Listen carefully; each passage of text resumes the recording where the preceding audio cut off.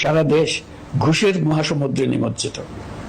কিভাবে ঘুষ থেকে আমরা মুক্ত হতে পারি তার জন্য আমাদের পরামর্শ দেন।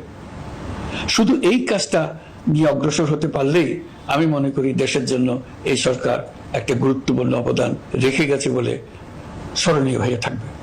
আমি কথা দিচ্ছি, এই ব্যাপারে আমি আমার সর্বশক্তি নিয়োজিত করব। আমাদের দায়িত্ব দেশের সকল মানুষকে একটি পরিবারের বন্ধনে আবদ্ধ করা। পরিবারে মতভেদ থাকবে, বাকবিতণ্ডা হবে, কিন্তু আমরা ভাই বোন, আমরা বাবা মা, আমরা কেউ কারো শত্রু না।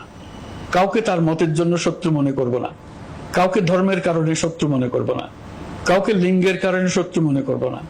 আমরা সবাই সমান, কেউ কারো উপরে, কেউ কারো নিচে না।